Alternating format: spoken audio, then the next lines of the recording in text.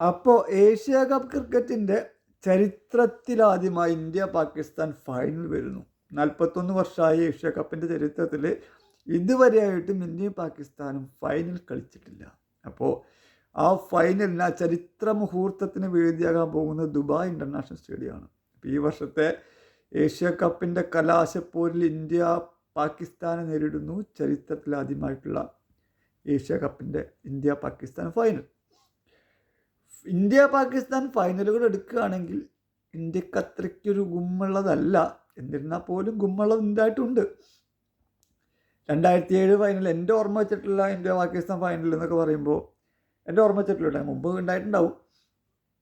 2007 2020 world cup final India ജയിച്ചതില്ലേ, ഒരു close ആയിട്ടുള്ള കളി തന്നെയായിരുന്നു. അത് ഇന്ത്യ ജയിച്ചിട്ടുണ്ട്. 2016 ഇപ്പോഴും ആ കനൽ ഉണങ്ങിയിട്ടില്ല. 2016 ചാമ്പ്യൻസ് ട്രോഫിയിൽ ഗ്രൂപ്പ് ഘട്ട മത്സരത്തിൽ ഇന്ത്യ പാകിസ്ഥാനെ പരാജയപ്പെടുത്തിയിരുന്നു. പക്ഷേ ഫൈനലിൽ ഇന്ത്യ പാകിസ്ഥാനെ മുട്ടിയപ്പോണ്ടല്ലോ, ഫക്കർ സമാനൊക്കെ ഒന്ന് അലക്ക് 333 റൺസ് അങ്ങോട്ട് പാകിസ്ഥാൻ എടുത്തു. മറുപടി ബാറ്റിംഗ് ഇറങ്ങി ഇന്ത്യ തുച്ഛമായ 175 റൺസിനായിട്ട് ഓൾ ഔട്ടായി. മുഹമ്മദ് അമീർ രക്ഷയില്ലാത്ത എയറായിരുന്നു. പന്തൊക്കെ മൂളിപ്പായിരുന്നു. ഓർമ്മിക്കാൻ പോലും വയ്യ. അപ്പം അങ്ങനെ ഇന്ത്യ നാണം കെട്ട് അവിടെ തോറ്റിട്ട് അതാണ് ഇന്ത്യ പാകിസ്ഥാൻ അവസാനമായിട്ട് ഇന്ത്യ പാകിസ്ഥാനെ ഫൈനലിൽ നേരിട്ടപ്പോഴുള്ള അവസ്ഥ. ഒരു പ്രധാനപ്പെട്ട ടൂർണമെൻറ്റിൻ്റെ ഫൈനലിൽ, അതിനുശേഷമുള്ളൊരു പ്രധാനപ്പെട്ട ടൂർണമെൻറ്റ് ഫൈനലിൽ പിന്നെയും ഇന്ത്യയും പാകിസ്ഥാനും ഏറ്റുമുട്ടുന്നു ഏഷ്യ കപ്പിൻ്റെ. അത് ചരിത്രത്തിൽ ആദ്യമായിട്ട്. അപ്പോൾ 2017 ചാമ്പ്യൻസ് ട്രോഫിയിൽ അവസാനമായി ഇന്ത്യ പാകിസ്ഥാൻ ഫൈനൽ വന്നപ്പോൾ അവരാണ് ജയിച്ചത്. ആനുകൂല്യം അവർക്കുണ്ട്. പക്ഷേ കണക്കിലെ കളിയും നമ്മുടെ പ്രതാപകാലത്തെ എന്ന് പറഞ്ഞു കഴിഞ്ഞാൽ ഹിസ്റ്ററി, ചരിത്രത്തിലെ കളികളൊക്കെ നോക്കിയിട്ട് ഇന്ന കാര്യമൊന്നുമില്ല. പക്ഷെ ഇന്ത്യ ഭയങ്കര ഫോമാണ്. ഇന്ത്യ പാകിസ്ഥാനെതിരെ ഇറങ്ങുന്നത് പൂർണ്ണ സജ്ജമായിട്ടാണ്. കഴിഞ്ഞ ഞായറാഴ്ച നടന്ന സൂപ്പർ 4 കളിയിലും അതിന് മുമ്പത്തെ ഞായറാഴ്ച നടന്ന ഗ്രൂപ്പ് തല മത്സരത്തിലും പാകിസ്ഥാനെ തറപറ്റിച്ചുകൊണ്ട് തന്നെയാണ് ഇന്ത്യയുടെ വരവ്. ഈ കഴിഞ്ഞ ശ്രീലങ്കയായിട്ടുള്ള കളി ഇന്ത്യനെ ഇത്തിരി ശ്രീലങ്ക പരീക്ഷിച്ചുവെങ്കിലും അതും ഇന്ത്യ അതിജീവിച്ചു. അങ്ങനെ പൂർണ്ണ ശക്തമായിട്ടെന്ന് പറഞ്ഞു കഴിഞ്ഞാൽ ഇന്ത്യയുടെ ഒരു കുറവ് ഫീൽഡിങ്ങാണ്. ഇമാതിരി ക്യാച്ചുകൾ കൈവിട്ട് പോകുന്നുണ്ട്.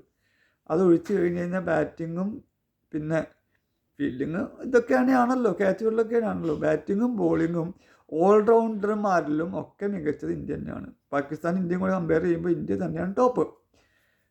അപ്പോൾ എന്തായാലും ഇന്ത്യക്ക് അനുകൂലമായൊരു കളി വരും തന്നെയാണ് പ്രതീക്ഷിക്കുന്നത്. ഇപ്പം ഇന്ത്യ ഈവൻ ഫസ്റ്റ് ബാറ്റ് ചെയ്യുകയാണെങ്കിൽ പോലും, ഈവൻ ചേസ് ചെയ്യുകയാണെങ്കിൽ പോലും എങ്ങനെയാണ് ജയിക്കാനുള്ള വെടിമരുന്നൊക്കെ ഇന്ത്യയിലുണ്ട്.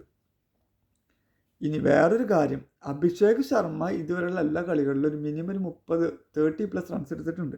നല്ലൊരു തുടക്കം, നല്ലൊരു അടിത്തറ ഇടാൻ അഭിഷേകിന് പറ്റിയിട്ടുണ്ട്. നാളെ എങ്ങാനും അഭിഷേക് ശർമ്മ നേരത്തെ പുറത്തായി കഴിഞ്ഞാൽ ഉള്ള കാര്യത്തിലാണ് വേറൊരു വ്യക്തത വരേണ്ടത്. അതിനും പിന്നെ ആൾക്കാരുണ്ടെന്ന് വിചാരിക്കാം. അഭിഷേക് ഗില്ലുണ്ട്, സൂര്യയുണ്ട്, തിലകുണ്ട്, സഞ്ജുണ്ട്, ഹാർദിക് പാണ്ഡ്യ ഉണ്ട്, ശിവൻ ദുബെ, പിന്നെ അക്ഷർ പട്ടേൽ. ബാറ്റിംഗ് ലൈനപ്പ് നല്ലോണം ഉണ്ട്. പക്ഷേ ഇവരിൽ ആരെ കത്തുന്നതാണ്. സ്കൈ വലിയ ഫോമിലല്ല നിൽക്കുന്നത്. സഞ്ജുവും തിലക് വർമ്മയും കഴിഞ്ഞ കളിയിൽ ഉഷാറായിട്ട് കളിച്ചു. അങ്ങനെയൊക്കെയാണെങ്കിലും പാകിസ്ഥാനെതിരെ കളിക്കുമ്പോൾ ഒരു വീറും വാശിയും വേറെ തന്നെയാണ്. ആ വീറും വാശിയും വ്യക്തമായിട്ട് നാളെ ഗ്രൗണ്ടിലും കാണുമെന്ന് പ്രതീക്ഷിക്കുന്നു. പിന്നത്തെ കാര്യം പാകിസ്ഥാൻ്റെ കാര്യമാണ്. 2 മത്സരങ്ങളിൽ തോറ്റ് നാണക്കേടിൻ്റെ പടുകുഴിയിൽ നിൽക്കുന്ന പാകിസ്ഥാനെ അതൊക്കെ ഒറ്റ ലെവലിൽ വാഷ് ചെയ്ത് കളയാൻ നാളത്തെ മത്സരം ഒറ്റ കളി ജയിച്ചാൽ മതി. നാളെ ഒറ്റ കളി ജയിച്ച് കഴിഞ്ഞാൽ ബാക്കിയെല്ലാം വാഷ് ഔട്ടായി പോകും.